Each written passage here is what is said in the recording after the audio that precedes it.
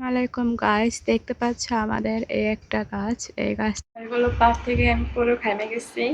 বাহিরে প্রচন্ড পরিমাণ গরম, তাই এখন আমি এগুলো খাবো।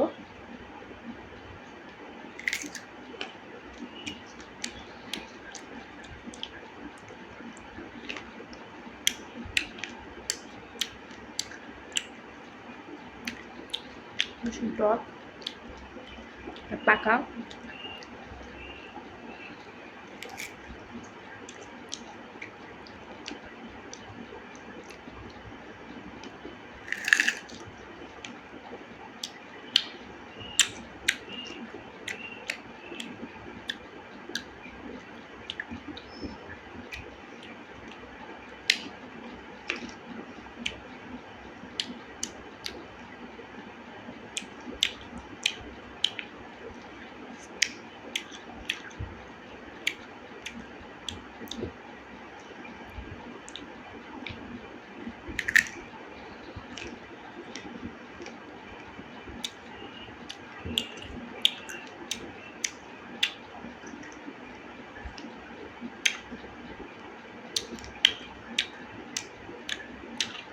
টক হলেও মানে করমচা ফলটা হচ্ছে এমন,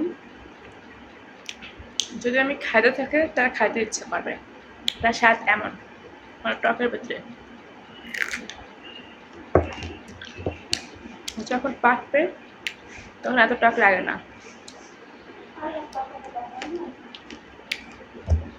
তোমরা বলো তো, এই যে ছোট ছোট যে ফলগুলো হয়েছে, ভীষণ অনেকগুলো ফল হয়েছে। এটাকে আমরা এক এক জনে এক এক চিনি। এটা হচ্ছে করম চা। করম চা, তা করম চা খেতে কার কার ভালো লাগে? ভীষণ অনেকগুলোই পুরো গাছ ধরে হয়েছে। এই একটা পাকা, এই তাই আমি এখন করম চা পারবো।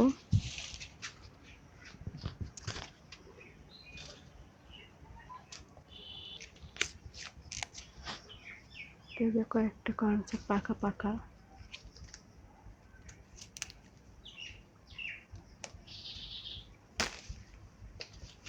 আর আছে ওই পুরো গাছ ভর্তি করম চা।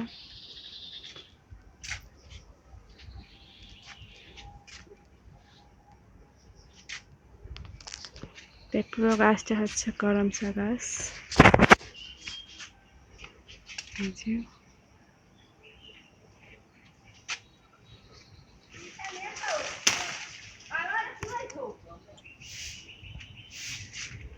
আমি আরো পারবো বেশ কয়েকটাই।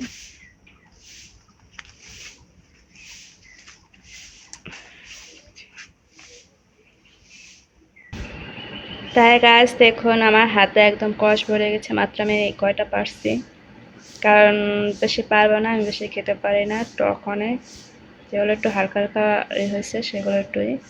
তাই আমি এটা ধুয়ে পরিষ্কার করে নেব।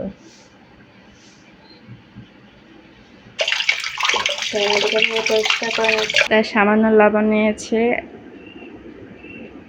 এটা আমি খাবো।